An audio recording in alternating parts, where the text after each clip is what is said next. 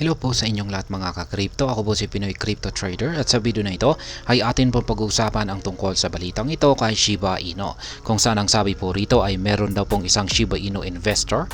Yan ang bumili or nakabili ng 223.2 billion na amount ng SHIB tokens sa mga napakababang presyo nito. Or nung sinabay po niyang bumili noong bumagsak po sa mababang presyo itong si Shiba Inu. Kaya ayan, nakamura po siya rito. Kaya ang galing naman po niya. At ayan, bago po tayo magpatuloy ay nais ko lamang po munang bigyang linaw ang aking disclaimer kung saan ang nilalaman po ng video na ito ay hindi po ito isang financial advice. For education and information purposes lamang po ang layunin nito. Maliban po dito ay nais ko na rin pong magbigay babala na wala pong kahit anumang group chat ang Pinoy Crypto Trader. Yan, ang sabi po rito ay Shiba Inu whale addresses have embarked on a buy the deep frenzy accumulating over 223 billion SHIB tokens following the price crash to 40 digits 1830. Ayan, ganyan daw po pala kababa yung binagsak ng naranasang price crash ni Shiba Inu. Bumagsak po siya ng hanggang 40 digits 1830. At ngayon ay sinamantala naman po ito ng mga malalaking investors. Yan po yung tinatawag na mga whales. Dito kay Shiba Inu kung saan ay bumili po sila ng maraming amount ng kanilang SHIB tokens dito. Kung saan ay ayan, meron pong isang whale dito ang bumili ng 223 billion na amount po ng SHIB tokens. Yan, check na natin kung bumagsak nga ba talaga sa 40 digits 18. Ayan po yan, nitong April 13, dito po talaga siya bumagsak.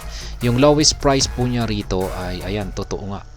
40 digits 1830, base po yan sa datos ni Binance. Yan po yung pinakamababa na kanyang ibinagsak na presyo, 40 digits 18. Kaya yan, mukhang dito po nakabili yung mga whales na ito. Yan, yung whale na ito ng kanyang 223 billion na SHIB tokens. Shiba Inu drops to 40 digits 18. With this observable crash across multiple stocks and commodities, Bitcoin's drop triggered a price crash in the broader crypto market. This resulted in Shiba Inu collapsing below the pivotal 40 digits to support for the first time over 6 weeks. Ayan, naobserbahan daw po kasi ang mga pagbagsak sa mga presyo na ito, hindi lamang po kay Bitcoin. Naobserbahan na rin po ito sa mga stocks at saka mga commodities. Kaya yan, yung pagbagsak po naman po ni Bitcoin ay nakaranas po, naapektuhan po ang buong crypto market kung saan ay nagsibagsakan na rin po ang presyo ng mga cryptocurrencies. At syempre, kasama po rito itong si Shiba Inu.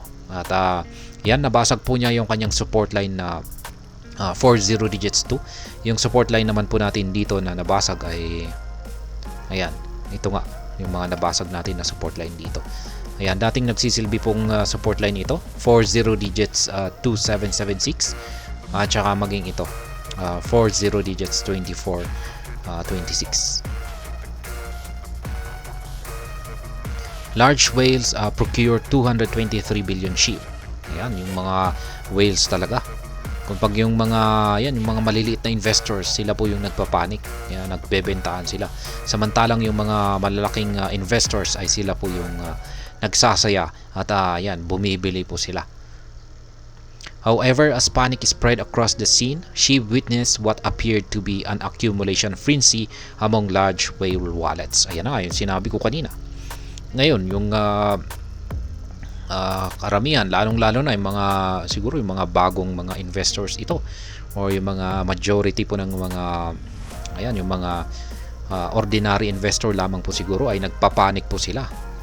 Ayan, at sila po yung madalas na yan, nagbebenta na yan, or liniliquidate na po nila yung kanilang assets, crypto assets dahil sa bumabagsak na presyo ng crypto market. Pero pagdating naman po sa mga whale ay ayan, nagsasaya po sila. Ayan, at sila po ay masayang-masaya na bumibili at nag-accumulate ng mga kanilang mga cryptocurrencies. At ganyan po yung nangyari rito kay Shiba Inu. Maraming nagpanik at nagbenta po sila. Ayan, akala siguro nila ay katapusan na ni Shiba Inu kaya nagbenta na rin sila.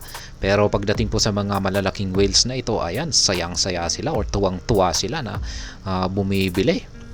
Kaya ayan, the Crypto Basic discovered 4 of these deep-pocketed addresses over the last 24 hours with a buy-up spree that saw them amass over 223 billion SHIB amid the price volatility.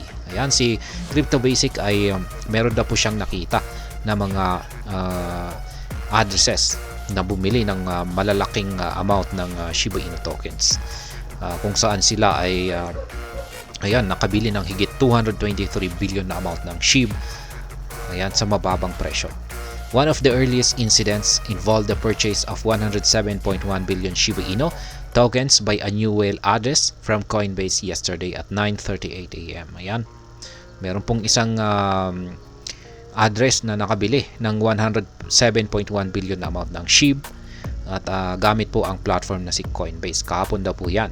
The transaction occurred a few hours after Shiba Inu collapsed to the 6-week low of 40 digits 1830 on April 30. Ayan, nakabili po niya sa mababang presyo, 40 digits 1830. Kaya ang galing naman po ng whale na ito. Ayan, ngayon ay syempre yung kanyang 107.1 billion na SHIB tokens na yan ay gain na yan kasi umangat po ang market price ni Shiba Inu ngayon. Ayan, kung nabili po niya rito, ayan, profit na po siya ngayon dito kasi nandito na yung presyo ni Shiba Inu. Shortly after this transaction, another new whale address scooped up billions of SHIB from Coinbase across 3 transfers. Ayan, meron din pong sumunod na isang whale na bumili na rin ng bilyong amount ng SHIB tokens dito na rin kay Coinbase. Ayan, at ginawa daw po niya ito sa tatlong magkakaiwalay na transactions. First transactions involved 23.3 billion Shiba Inu tokens at the same time as the earlier highlighted movement. Ayan, parang sumabay na rin po sa yan yung bumili dito. Ayan, sa presyong 40 digits 1830. Halos sumabay na rin. At yung binili naman po niya rito ay 23.3 billion na amount ng Shiba Inu tokens dito sa kanyang unang transaction. Yung kanyang pangalawa ay bumili ulit siya ng 27.39 billion na amount ng SHIB. Kaya yung pangatlo ay 21.92 billion na amount ng SHIB. Kasi yan, tatlong na transactions po yan. Kaya yan ang mga whale. Yan, ibig pong sabihin yung mga whale po kasi na ito ay magagaling po talagang mga investor ang mga yan. Mga sanay na yan at may mga experience po talaga yan. Kaya kung pag bumabagsak yung market ng mga cryptocurrencies ay yung mga ordinaryong mga investor, lalong-lalo na yung mga walang karanasan or experience ay sila po yung nagpapanik. Samantalang yung mga malalaking investors ay sila naman po yung tuwang-tuwa na bumibili. Kaya yan po dapat ang ating mahalagang matutunan natin dito. Na kapag bumabagsak ang presyo ng market ay hindi po dapat tayo magpanik at wala po dapat tayong ikatakot dito kapag bumabagsak. Yan, maliban na lamang kung tayo ay naka-invest sa mga cryptocurrency na high risk, yung mga risky. Yan, kasi yan po talaga ang syempre pwedeng kung pag bumagsak ang mga yan ay matitindi po talaga ang kanilang pagbagsak diyan. Pero kung pag tayo po ay naka-invest sa mga assets, mga cryptocurrencies na may matitibay na pundasyon, yan katulad po ng yan nila Bitcoin, Ethereum, ayan Shiba Inu, basta yung mga nandito po sa mga yan yung kanilang nandito po sa pasok po dito sa top 100 na rankings ni CoinMarketCap. Ayan, or basta yung may matitinding mga foundation. Ayan, or yung kanilang meron po silang yung mga backup or backer. Ayan, na sumusuporta sa kanila. Kaya yan ay malalaman po natin yan sa pamamagitan naman po ng do your own research or DYOR. Yan, sa pagre-research naman po natin malalaman yan. Kaya syempre, wag po tayong basta-basta mag-i-invest naman sa mga cryptocurrencies na ayan, mga high risk po talaga. Kaya Ayan, yan po ulit. Isang yan mga Shiba Inu investors ang bumili ng ayan, meron po silang nabila na umaabot po ng 223.2 billion amount ng SHIB tokens nung bumagsak po ang presyo ni Shiba Inu sa mababang presyo na nasa 40 digits 1830. Ayan, ako po ay hindi po ako nakabili dyan sa presyong ito kasi nakalagay po sa akin yung aking buy pending order sa mas mababang presyo 40 digits 1776. Kaya humabol na lamang po ako rito.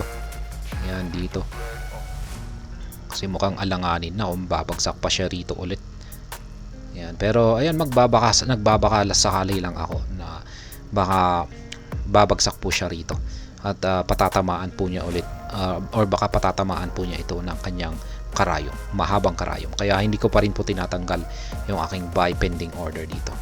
At syempre maging dito na rin kasi possible po yan kasi halos malapit na po yung sunod na support line natin dito. At ayun, hanggang dito na lamang po tayo sa video na ito. Sana po ay inyong nagustuhan ang aking paliwanag sa video na ito. Kung inyo po itong nagustuhan, pakiclick lamang po ang like button nito. Para naman po sa mga bago lamang dito, kayo po ay aking inaanyayahan para mag-subscribe.